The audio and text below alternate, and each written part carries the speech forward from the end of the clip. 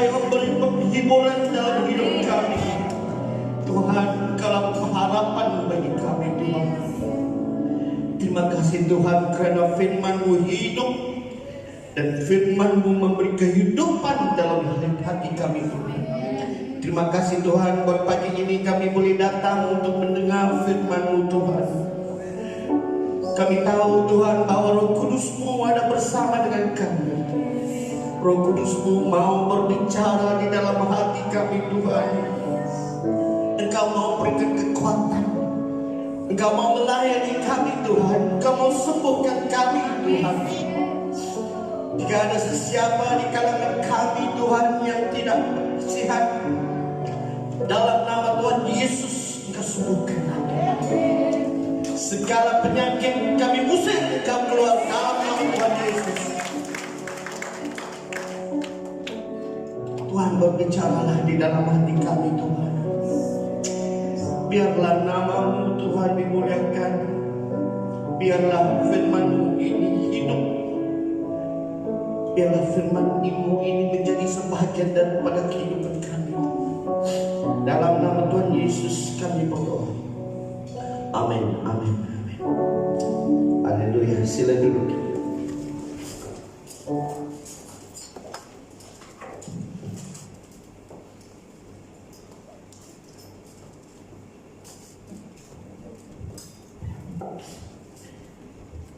Shalom semua. Oh, ini eko macam saya sedang berada di dalam gua. Macam malaikat sedang bercakap. Ini eko banyak mana? Pastor saya pun takut. Oke, hari ini saya akan membawa firman yang bertajuk Di Manakah Kasih-Mu. Ini satu firman Tuhan yang menunjukkan kasih Tuhan. Engkau tahu Tuhan itu ada perasaan. Tahu tidak? Sebab Tuhan itu adalah pengasih. Jadi Dia mau kita mengasihi Dia. Seterusnya kita tengok apa firman yang saya akan kongsi. Boleh tekan enter.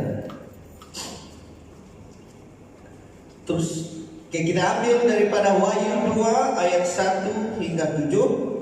Sebelum itu saya mau berkongsi sedikit tentang testing. Oke, baik. Terima kasih. Saya mau berkongsi sedikit tentang latar belakang gereja Efesus ini. Gereja Efesus ini Tuhan telah berikan amanat kepada malaikat untuk berkata kepada gereja ini. Seterusnya.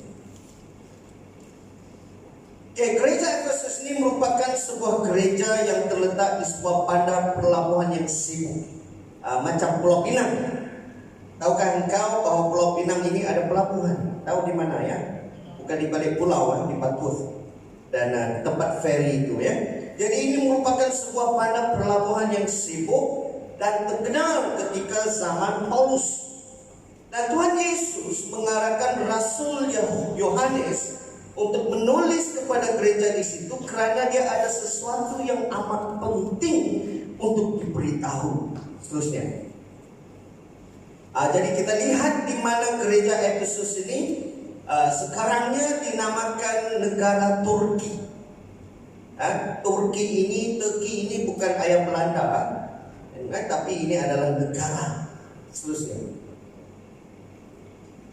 Baik, sudah hilang. Tapi yang sedih saya mau katakan di sini bahwa gereja itu sekarang tidak ada lagi.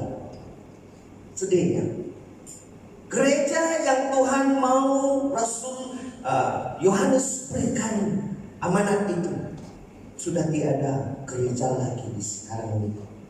Gereja itu sudah hapus. Dan saya akan cerita kemudian mengapa gereja itu tidak ada muncul sekarang, tidak hidup lagi. Seterusnya, saudara. Sampai 3 orang di sana. Nanti dekat-dekat kena COVID, Pak. Enter saja. Boleh? Ya, enter. Tekan bawah saja. Alright. Baik. Nah, Paulus ini menginjil di Efesus selama 3 tahun. Seterusnya, kira kisah para rasul, apa hal ini tidak terang. Lalu sampailah mereka di Efesus.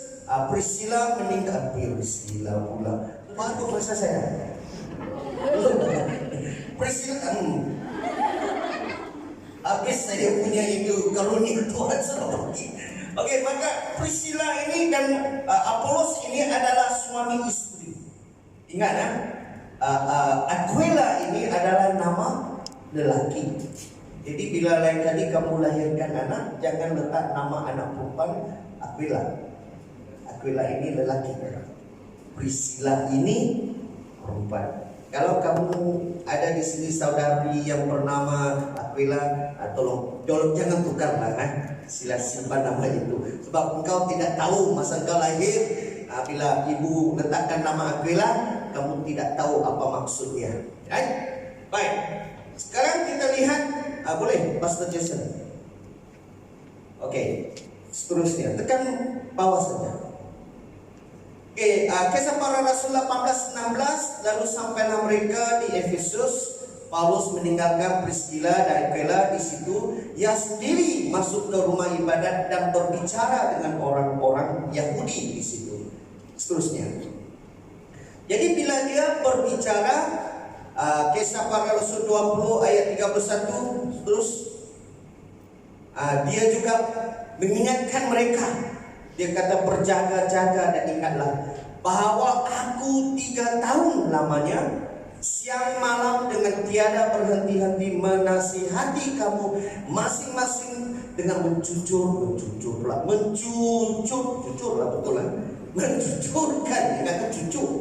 mencucurkan air mata. Kamu lihat gereja Efesus ini muncul karena Rasul Apolos,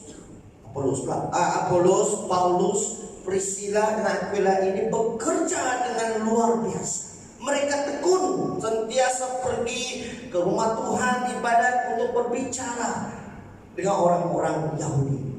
Jadi gereja ini muncul.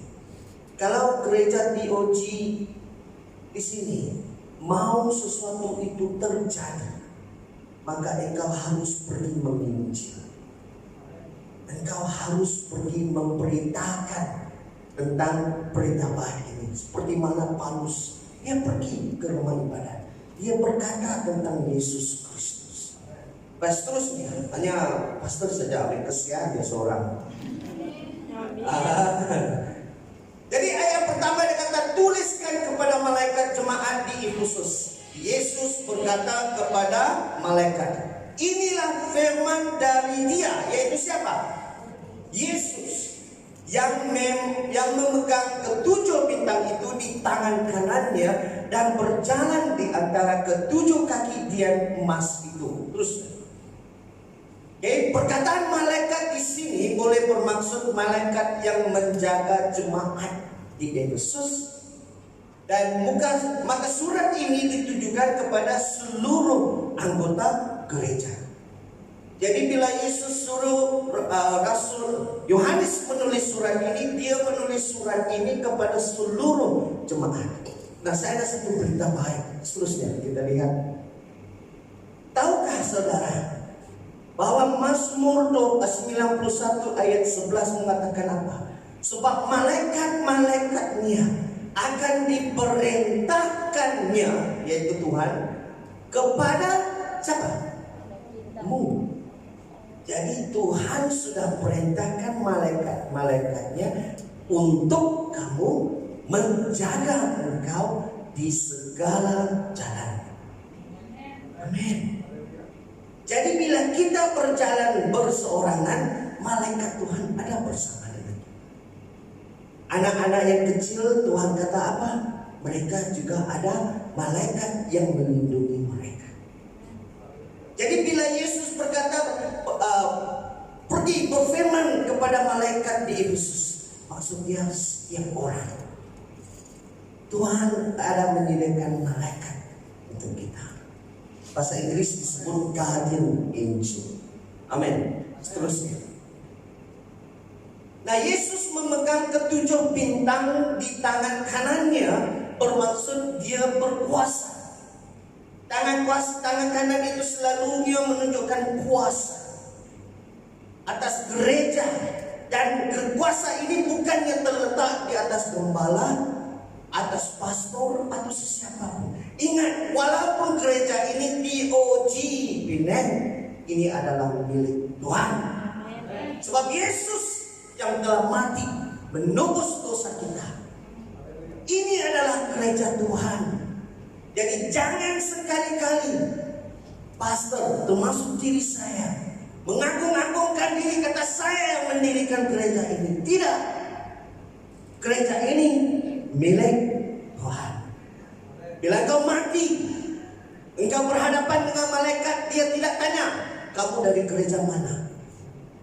Apa yang dia lihat, adakah engkau ditebus dosa kamu? Ya saudara. Seterusnya, berjalan di antara ketujuh kaki dian emas bermaksud Yesus sentiasa hadir atau ada bersama dengan umatnya di setiap kali kita berkumpul. 7 dian emas bermaksud umat Tuhan. Klik sekali lagi masuk. Ini adalah dian emas. Dian emas ini diletakkan di kemah kudus, tabernacle. Dan dian emas ini ada lampunya. Dian inilah yang menerangkan kemah kudus. Lampu ini menunjukkan cahaya. Cahaya ini menunjukkan umat Tuhan. Jadi kita sebagai umat Tuhan harus menyinar ke dalam dunia ini. Dan cahaya ini datangnya dari siapa? Dari Yesus. Karena Yesus kata apa? Akulah cahaya dunia ini. Amin. Jika kita mau menyinar, menjadi saksi kepada dunia ini, maka Yesus saja yang boleh menyinar dalam hidup kita. Amin. Kita tidak boleh menyinar dalam dunia ini dengan kemampuan kita sendiri. Ingat, perbuatan kita ini semua adalah daripada perbuatan yang dosa, hawa nafsu. Jadi Yesus berkata apa? Dia sentiasa hadir. Bila 2 atau lebih berkumpul dalam namaku, Yesus kata apa? Aku akan berada di antara mereka. Ini lebih daripada 2. Yesus ada bersama kita. Sebab itu bila kita memuji Tuhan, kita memuliakan, kita rasa tersentuh karena Roh Kudus ada bersama kita. Amin. Dia rindu bersama kita. Tahu? Macam kamu rindu bersama dengan orang yang engkau sayang. Kamu tidak rasa jelek, kau tidak rasa bosan, karena engkau bersama dengan kekasihmu. Engkau bersama dengan kawanmu yang engkau rindu. Tahu, Yesus datang dari surga ke bumi. Dia boleh tinggalkan kita begitu saja. Tapi bila dia lihat kita di dalam kegelapan, dia datang memberi kehidupan kepada kita. Dan dia mau bersama-sama dengan kita. Amin, saudara. Seterusnya, ayat yang kedua mengatakan, aku tahu segala pekerjaanmu, baik jernih payahmu maupun ketekunanmu.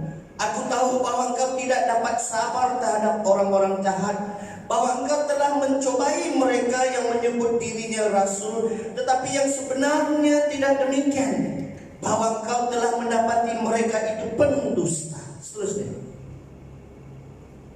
Tuhan Yesus tahu apa yang kita lakukan untuknya. Tuhan Yesus tahu bahwa umat Efesus itu tekun melayaninya. Dia tahu, saudara. Walau apapun pekerjaan yang engkau lakukan untuk Tuhan, engkau tidak perlu berada di hadapan untuk memimpin. Walaupun engkau mengutip sampah, walaupun engkau mencuci tandas di mana orang tidak melihat pekerjaanmu, Dia tahu. Amin, saudara.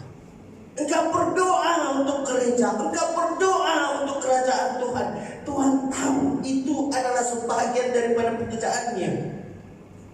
Jadi jangan rasa apa yang engkau buat walaupun sedikit, yang pastor tidak datang memuji engkau, tidak datang menghargai engkau karena dia tidak nampak, jangan rasa kecewa. Tuhan, aku ini sedih Tuhan karena tidak dihargai. Saya ada sebuah cerita yang mengisahkan ada 2 orang yang bekerja di Afrika. Seorang itu datang balik, 2 orang itu kembali. Seorang bila dia datang, seluruh kampung itu meraihkan kehadirannya karena dia telah melakukan pekerjaan yang luar biasa. Jadi mereka adakan party, mereka merayakan dia, mereka menyuruh nama dia. Ada seorang lagi, dia ini missionary. Tahu missionary? Apa missionary? Penginjil. Dia pergi di Afrika 20 tahun dan dia balik. Apabila dia melihat orang-orang memuji, memuliakan seorang lagi, dia rasa begitu kecewa. Dia katakan, Tuhan, 20 tahun aku telah menyerahkan hidupku, meninggalkan kemewahan yang aku alami untuk pergi ke Afrika melayani Engkau. Sekarang aku kembali, tidak ada seorang pun yang menjemput aku. Kata apa? Tuhan kata apa? Kau nampak? Aku tahu dan aku akan memberikan ganjaran. Jadi saudara dan saudari, jangan anggapkan, jangan harapkan ganjaran dari duniawi ini. Apa yang kau tidak lakukan, orang tidak menghargai. Jika kau melakukan dia dengan sepenuh hatimu, Tuhan hargai. Tuhan tahu gereja ini sungguh aktif, Efesus, seterusnya. Gereja Efesus ini tidak bertolak ansur dengan orang-orang jahat yang cuma membinasakan perpaduan umat. Walaupun gereja ini berada di tengah-tengah sebuah pelabuhan atau bandar yang besar, sudah tentu ada orang-orang baru yang masuk ke dalam gereja. Tapi bukan semua orang yang datang gereja itu baik-baik belakangnya. Ada yang datang dengan niat untuk memecah belahkan sidang. Ada yang datang untuk menjual barang. Ada yang datang untuk menanam hasrat dengki. Ada berbagai jenis manusia yang datang ke gereja. Tapi kalau mereka itu jahat, datang ke gereja dan bertobat, puji Tuhan. Jadi saudara, ini adalah satu amaran untuk kita. Jangan engkau datang ke gereja untuk cucuk-cucuk, bukan pakai jarum ya, dengan perkataanmu. Engkau cucuk-cucuk mengatakan perbuatan yang tidak baik, mengatakan pastor ini tidak baik, mengatakan ini orang tidak baik. Ini rumah Tuhan. Kerja membinasakan rumah Tuhan adalah kerja setan, bukan kerja engkau. Ingat. Jadi jangan sekali-kali membinasakan rumah Tuhan. Ya. Amin saudara. Saya tidak kenal engkau secara pribadi. Dan apa yang saya katakan ini saya tidak tujukan khas kepada engkau.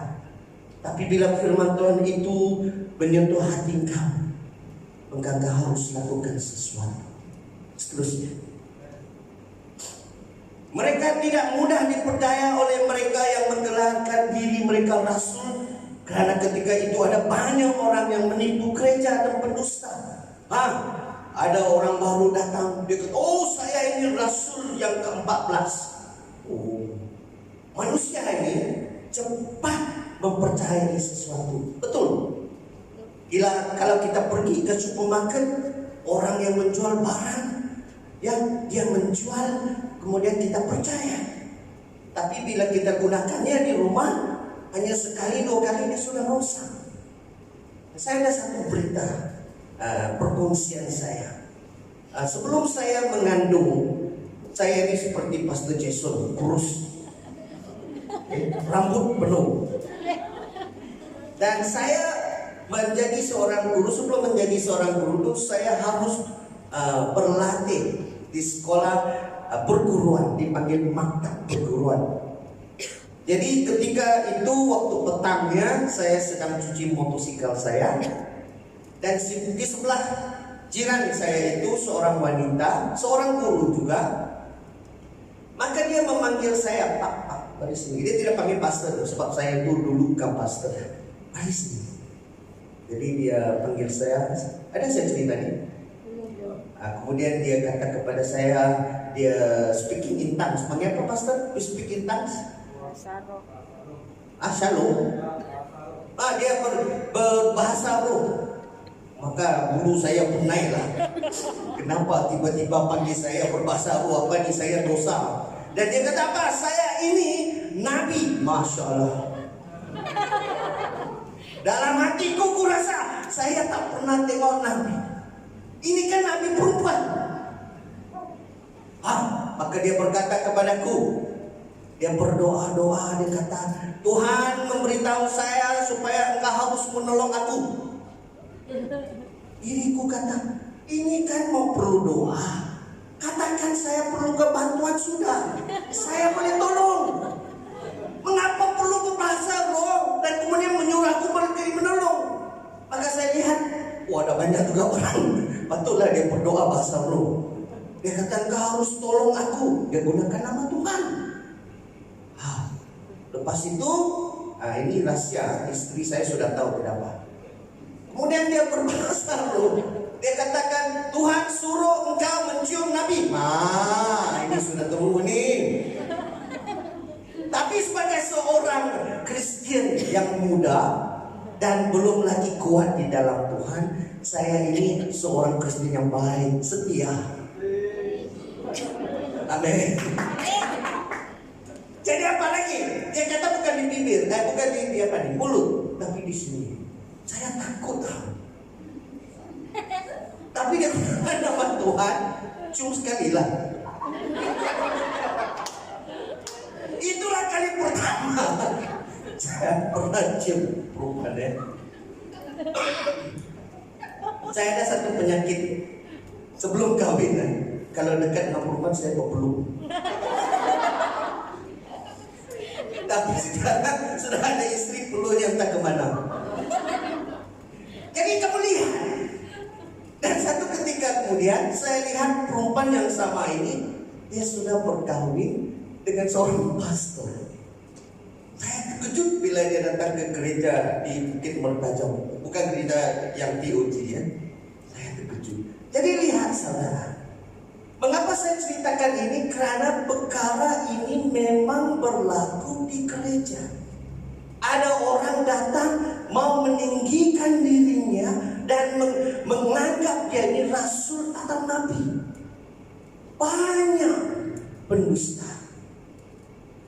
Seterusnya,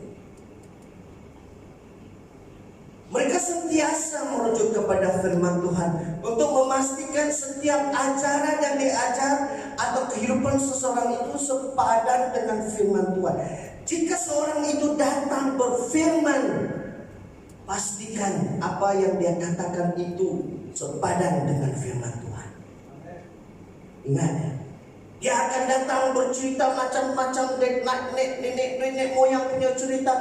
Tapi kalau tidak ada kenal dengan firman Tuhan, jangan percaya. Gereja BM TOG dulu ada seorang jemputan speaker datang. Dia berkongsi apa?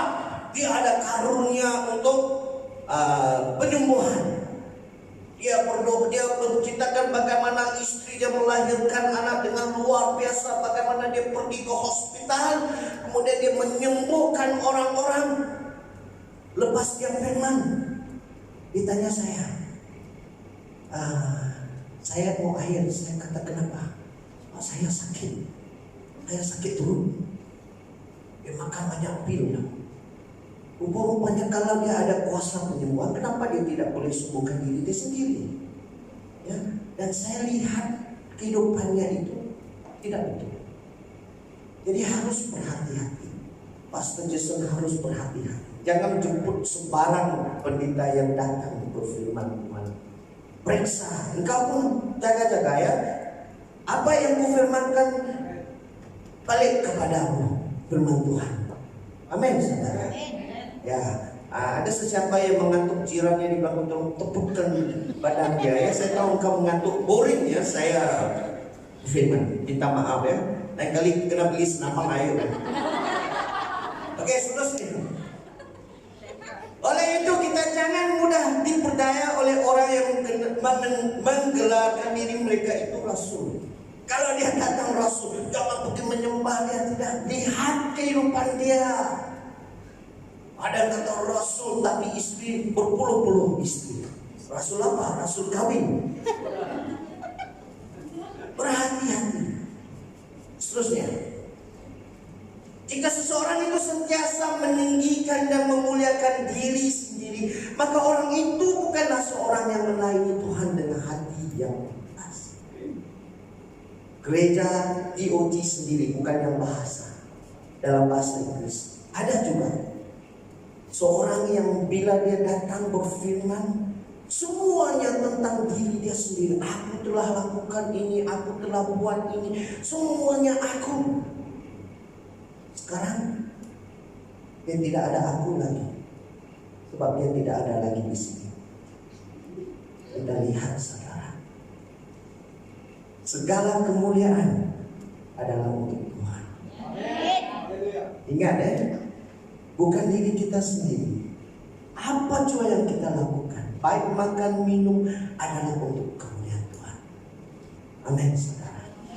Seterusnya, dan engkau tetap sabar dan menderita oleh kerana namaku, dan engkau tidak mengenal lelah. Terus, umat Efesus ini sabar, gerejanya, umat-umatnya. Bila dikatakan gereja umat Kristen ya, sabar dan menderita. Kerana mereka terpaksa melalui berbagai kesusahan kerana iman mereka dalam Yesus. Bagi mereka yang telah percaya Yesus, mereka tidak lagi ikut kehidupan lama mereka. Jadi kawan-kawan mereka itu maki hamun mereka. Apalah kamu, dulu kamu tidak pergi gereja, kamu minum, berfoya-foya. Sekarang panggil engkau datang minum pun tidak mau. Bermain dengan kami pun tidak mau. Berfoya-foya pun tidak mau. Apalah kamu. Jadi mereka ini terpaksa menghadapi kawan-kawan mereka maki hamun daripada mereka. Mungkin ada di antara kita begitu juga. Kita tidak mau ikut mereka minum, tidak mau pergi berfoya-foya. Jadi mereka tidak suka kita.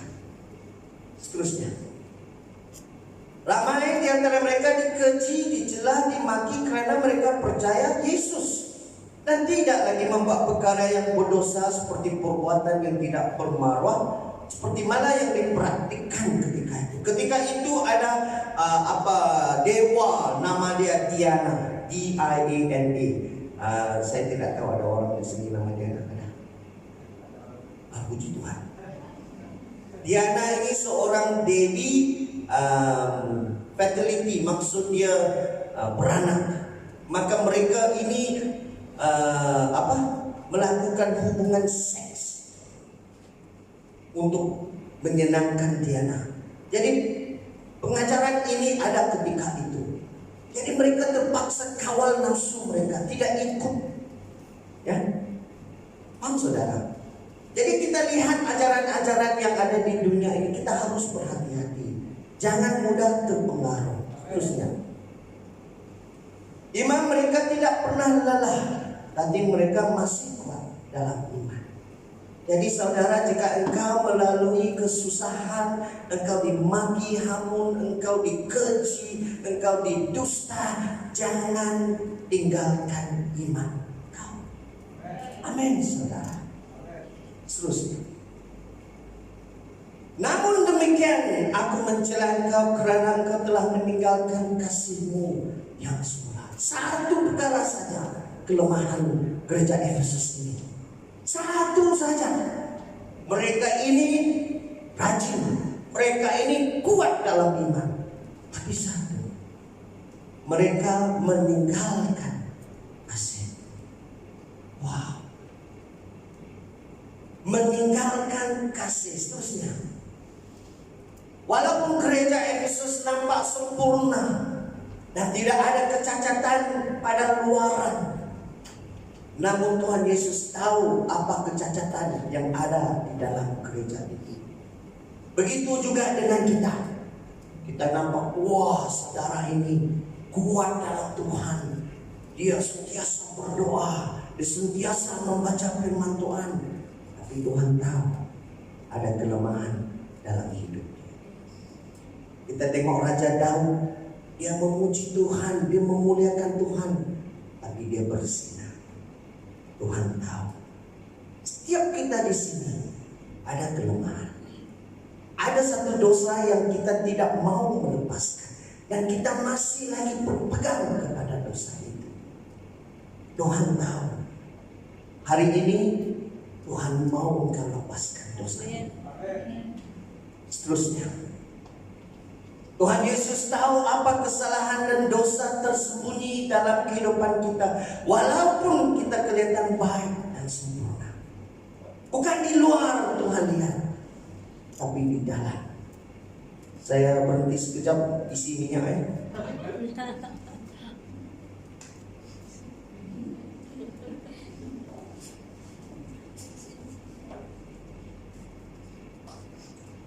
Saya ada sebuah cerita lagi. Cerita ini saya tidak tahu sama ada seorang perempuan yang miskin yang datang ke gereja. Ada saya cerita? Belum. Sudah pun tak pala saya cerita lah. Dia akan datang. Ini cerita ini di Korea ya, di Korea. Ketika Korea masa itu orang Jepun, tentara Jepun menakluk Korea. Dan kau tahu tentara Jepun itu sangat kejam. Sebab engkau belum lahir, saya belum dilahirkan. Sangat-sangat kejam. Jadi ketika itu ada sebuah gereja di kampung. Gereja itu kecil saja.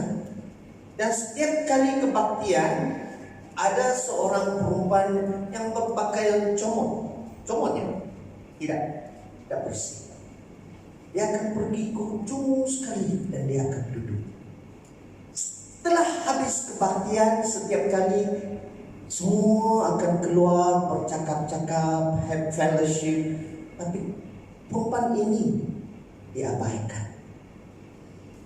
Setiap kali dia akan datang ketika gereja itu sudah start service, dia akan jalan ke belakang, ujung sekali dia akan duduk. Jadi pada satu ketika semasa service sedang berlaku, begitu. Untuk bangunkan kamu ya. Maka terdengar sepakan pintu. Tak ada yang sakit jantung ya. Jadi pintu itu terbuka. Maka dilihat sana seperti kepala saya Jepun, kapten. Kepala putra. Dengan tentara-tentaranya. Maka dia ada berjalan dengan Jepun. Datang ke depan, semuanya boleh dengar getaran lutut. Ada yang terkencing. Dia lihat di gereja itu. Maka dia berkata kepada penterjemah, hari ini saya beri engkau dua pilihan, mati atau hidup. Maka dia lihat gambar Yesus. Itu gereja Katoliknya. Diambil, diletakkan di tengah-tengah. Dia kata, saya mau semua anggota gereja berbaris. Kalau engkau mau hidup, engkau ludah. Gambar ini engkau keluar. Jadi semua anggota itu berbaris. Mulai dengan padri. Jadi padri itu rasa begitu sedih sekali. Dia menangis terasa-rasa karena dia padri. Dan dia ludah. Datang yang kedua itu pemimpin gereja. Menangis. Pegang gambar itu. Menitiskan air mata. Tapi tetap udah. Sehingga kan semua anggota itu ludah. Datang kepada yang terakhir, perempuan yang miskin. Dia bersujud. Ambil gambar itu. Kamu tahu, perempuan ada satu kain biasa tutup selendangnya. Maka dia lapkan gambar itu dengan selendang. Dia lihat kepada kapten itu, dia kata, engkau boleh bodoh aku. Aku tidak akan meninggalkan Tuhanku.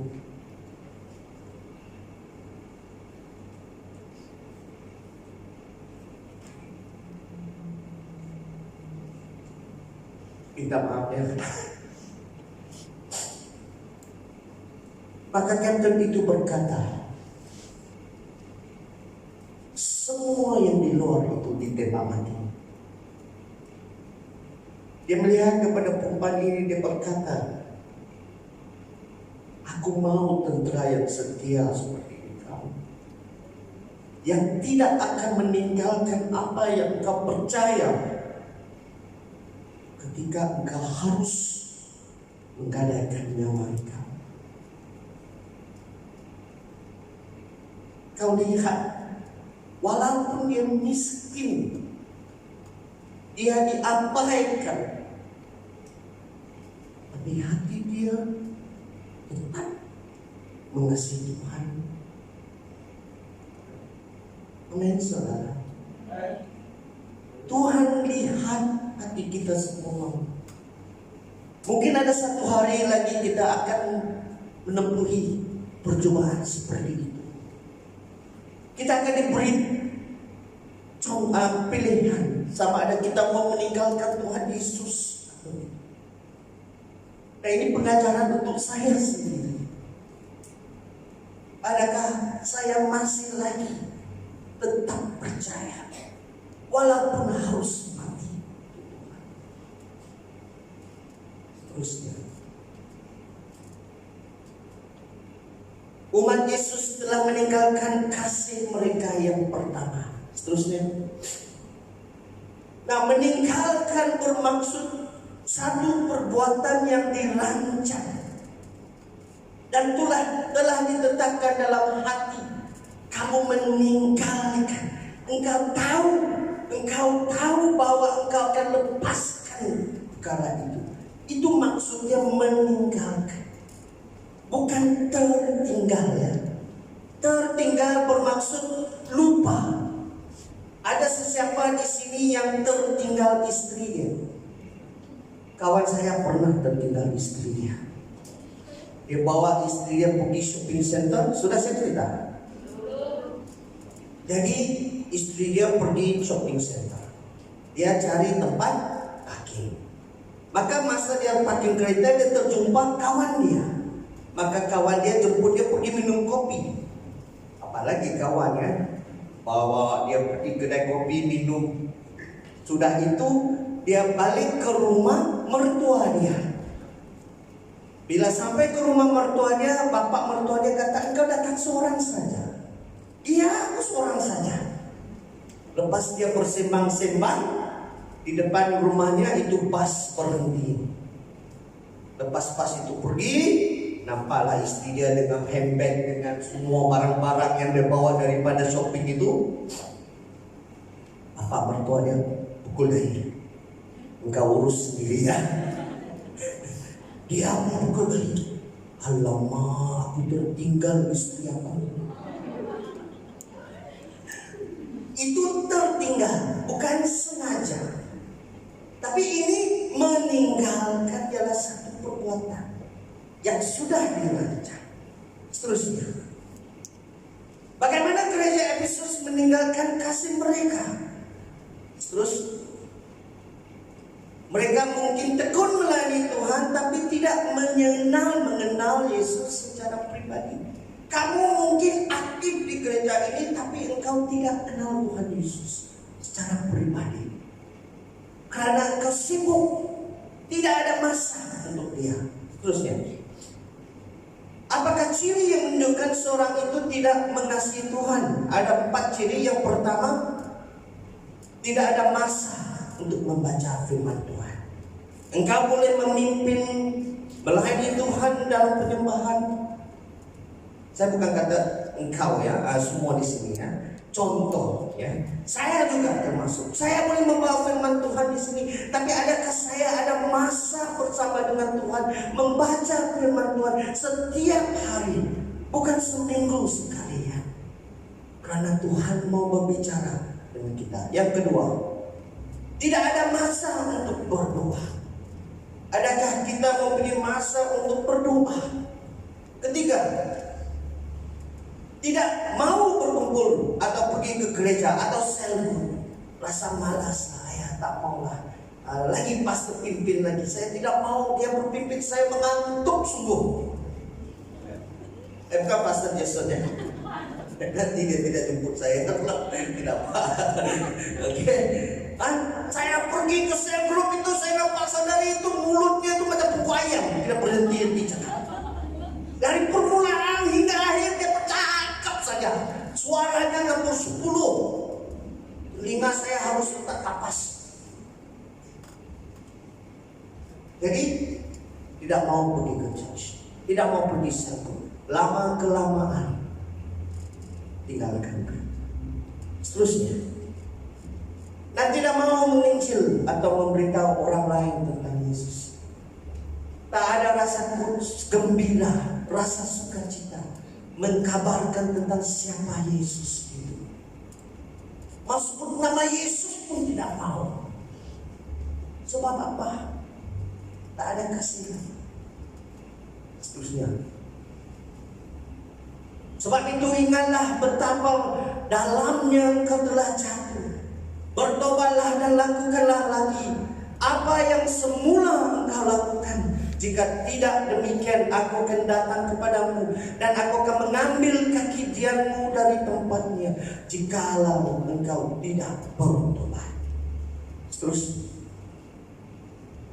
perkara pertama yang kita boleh lakukan sebelum bertobat adalah ingat. Sebut ingat. Ingat. Bagaimana engkau ngasih Tuhan dahulu? Tiap-tiap hari bertobat. Ingat bagaimana engkau mengasihi pacaranmu dulu. Hari-hari telepon. Sampai telepon pun rosak. Penuh dengan air liur. Betul gak saudari? Ketawa kuat. Pengalaman. Cakap sampai bateri habis. Wah. Oh kau siwa, don't play ya. Ingat. Mana kasihmu pertama? Beli bunga. Tak ada bunga di pasar, dicarinya di hutan. Bukan main ya kasih dia. Seterusnya, Pastor Jason sudah pergi belakang ini. Seterusnya, ingat apakah yang mereka lakukan mula-mula ketika mereka percaya dan kasih yang ada dalam kehidupan. Ingat lagi kasihmu pada Tuhan Yesus kali pertama engkau terima dia. Sentiasa baca firman dia, sentiasa berdoa, sentiasa memberitahu kawan betapa baiknya Tuhan Yesus. Tapi setelah bertahun-tahun, adakah cinta itu bertambah atau cinta itu sudah ditinggalkan? Terusnya, bertobatlah bermaksud menukar cara kehidupan kita daripada cara lama. Contohnya, jika dulu suka berjudi, maka sekarang kita tekun bekerja. Jika dulu kita memukul suami atau istri, sekarang kita mengasihi mereka. Ya, jangan ingat suami yang pukul istri saja. Dunia sudah terbalik. Istri pun boleh pukul suami. Tapi saya bukan ajar kamu pukul suami kamu ya. Dulunya suaminya lempang, hitam biru. Karena apa? Istri lempar pinggang. Akhirnya pukul. Tapi setelah kenal Tuhan Yesus, bertobat, suami istrinya semua ada lipstick. Karena apa? Sudah mulai disayangi. Amin. Jadi saudara dan saudari, kita lihat, ingat, di manakah puncaknya kita hilang kasih Yesus? Adakah kita hilang kasih Yesus karena kita mengasihi orang lain? Ada pacaran, boyfriend kata tak payah pergi gereja, istri kata mengapa beri kepada Tuhan pemberian ini, kita tidak ada duit untuk makan, kau pergi lagi kepada gereja. Ingat, di mananya bermula, engkau mula tidak mengasihi. Seterusnya, aku akan mengambil kaki diammu dari tempatnya, bermaksud Tuhan akan meninggalkan tempat itu. Tuhan akan ambil kesaksian kita. Kita tidak ada terang lagi. Maka tidak ada kuasa dan kehidupan lagi bagi gereja ini. Seterusnya, ingat Raja Daud bermasyhur kepada Tuhan, janganlah membuang aku dari hadapan, dan janganlah mengambil rohmu yang kudus daripadaku. Jangan Tuhan, engkau boleh angkat semua, tapi jangan tinggalkanku Tuhan. Ingat saudara, apa yang kita ada, suami, istri, pekerjaan, harta benda yang kita ada, kita tidak boleh bawa ketika kita mati. Yang boleh kita bawa adalah iman kita dalam Tuhan, kasih kita dalam Tuhan. Seterusnya, oke, jadi tapi ini yang ada padamu, yaitu engkau membenci segala perbuatan pengikut Nikolus. Pengikut Nikolus ini mula-mulanya mereka percaya Tuhan, tapi lepas itu mereka seleweng. Ya, mereka mengajar umat-umatnya untuk makan makanan yang berhala. Jadi pengajaran ini ada di dalam gereja, tapi puji Tuhan umat Kristen itu tidak menerima mereka. Jadi harus berhati-hati. Ada orang yang datang akan mengajar engkau harus lakukan ini, engkau harus lakukan itu. Jika bukan berpandukan firman Tuhan, jangan ikutnya. Seterusnya. Oke, seterusnya. Sesiapa bertelinga, hendaklah mendengar apa yang dikatakan Roh kepada jemaat-jemaat. Barang siapa menang, dia akan kuberi makan dari pohon kehidupan yang ada di dalam taman Firdaus Allah. Seterusnya,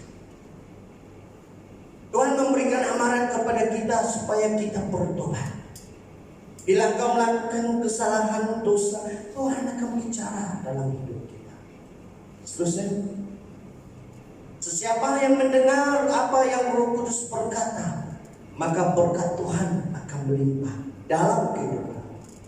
Jika Tuhan menyatakan jangan lakukan dan engkau tidak lakukan, maka engkau diberkati. Jika engkau tetap degil, Tuhan, aku telah menentukan dalam hidupku, aku akan lakukan apa yang kurancang, aku tidak peduli apa yang kau katakan, maka engkau akan binasa. Seterusnya, jika kita ingkar dan masih berdegil serta keras kepala, maka kita akan binasa dalam hidup kita. Ada lagi? Seterusnya, Tuhan tidak memaksa kita seperti mana Dia tidak memaksa Hawa untuk tidak makan buah larangan. Tuhan beri kita pilihan. Dia tidak paksa. Sama ada engkau memilih untuk ikut taat kepada Dia, atau sama ada engkau mau ingkar dan berdosa terhadap. Itu adalah pilihan engkau. Tuhan tidak melakukan membuat kita seperti robotnya. Tidak. Seterusnya, Tuhan sentiasa mau bercakap kepada kita, tapi adakah kita mempunyai masa untuk mendengar? Adakah kita mau mendengar? Kadang-kadang kita dengar istri lebih daripada Tuhan. Istri kata apa, kita ikut. Tuhan kata apa, oh tak boleh. Istri marah. Ya, terusnya. Kemenangan atas dosa adalah dengan cara Yang pertama, terus mendengar Tuhan ketika membaca firman Tuhan. Yang kedua, bertaubat dan menukar kehidupan yang berdosa kepada kehidupan yang menyenangkan Tuhan. Dan yang ketiga, melakukan apa yang ditentukan oleh Tuhan. Ada lagi? Oke. Saya mau saudari yang sudah lambat ya? It's okay. Saya mau saudari yang memimpin tadi. Boleh nyanyi lagu ini? Boleh? Tahu lagu ini? Tahu ya. Mari kita sama-sama berdiri menyanyikan lagu ini. Nyatakan betapa kasih kita kepada Tuhan Yesus.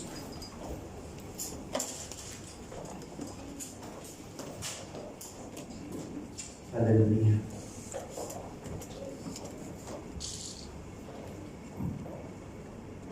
Aku mengasihi. Tadi ada slide.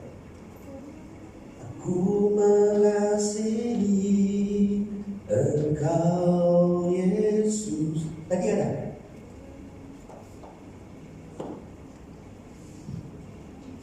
Tahu lagu ini ya? Bagi kita. Iya.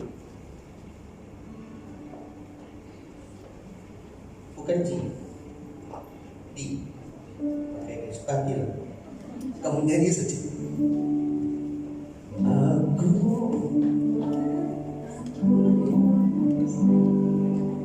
Aku mengasihi Engkau Yesus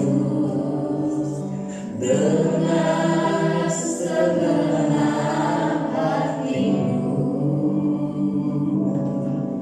Aku mengasihi Engkau Yesus dengan segenap jiwaku. Kurniakan firman-Mu siang dan malam. Ku pegang perintah-Mu dan ku lakukan. Kau tahu, Engkau tahu ya Tuhan, tujuan hidupku hanyalah untuk menyenangkan hati-Mu. Aku mengasihi Engkau Yesus dengan segenap hati-Mu. Aku mengasihi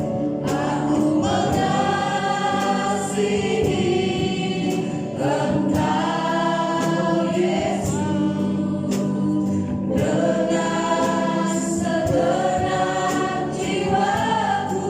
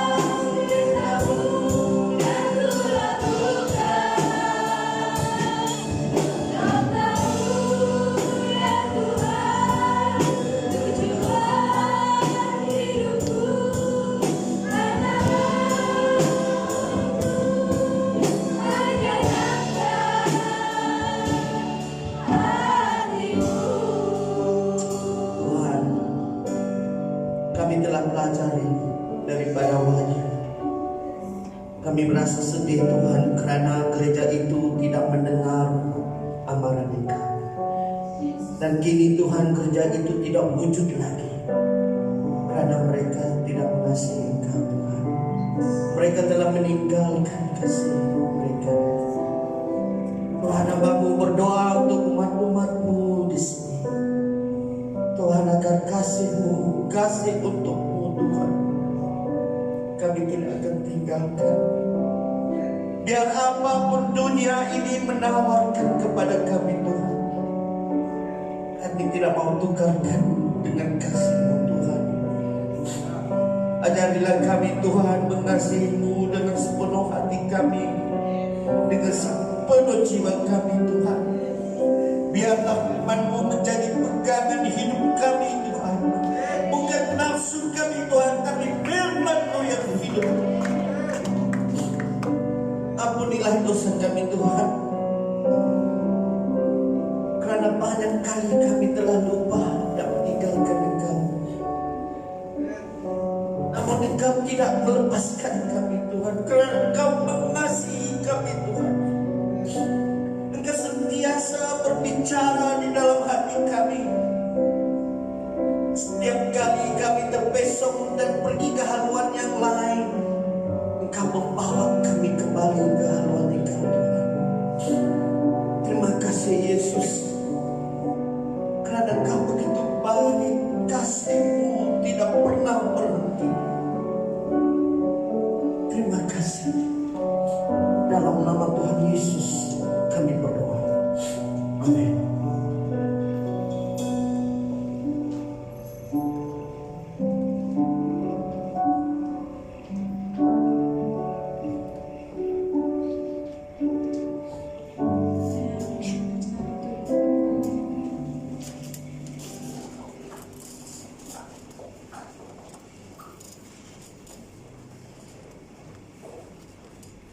Berkat dengan firman Tuhan, amin. Kita ini persembahan kita seperti biasa, persembahan kita dari luar. Kalau kita nanti kita berikan persembahan kita, dan mas untuk tolong juga disediakan ya. Itu saja pengumuman kita. Mas dalam untuk bangkit kembali, kita akan mengakhiri ibadah kita.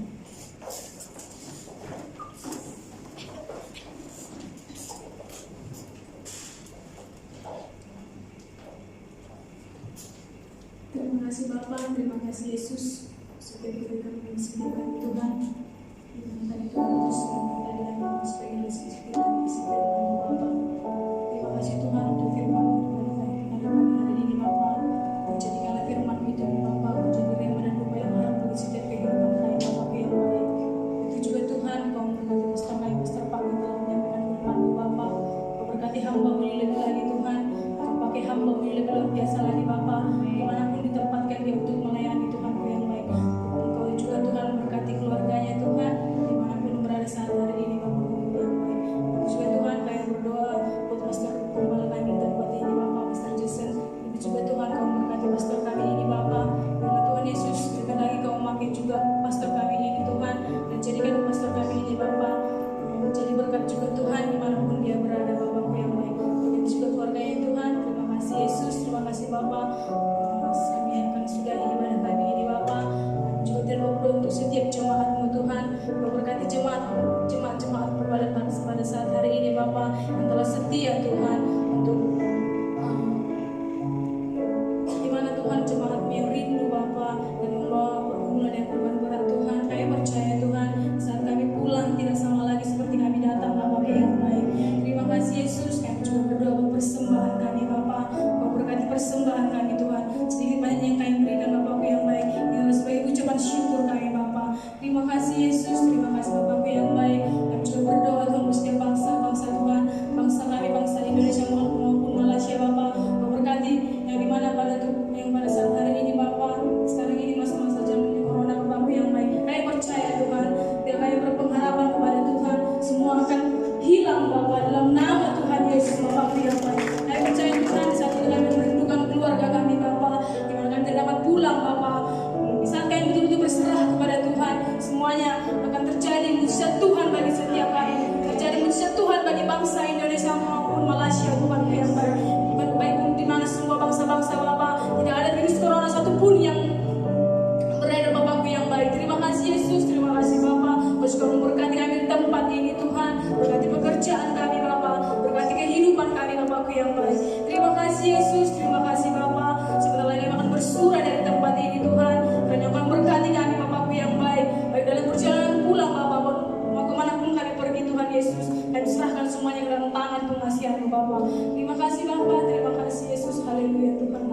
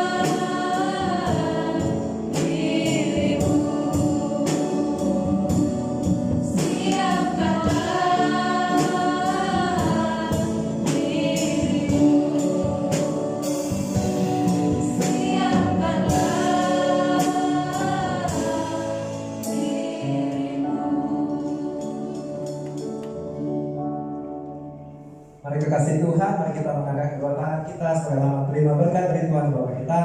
Tuhan melindungi dan memberkati engkau. Tuhan menyinari engkau dengan wajahnya dan memberi engkau kasih karunia.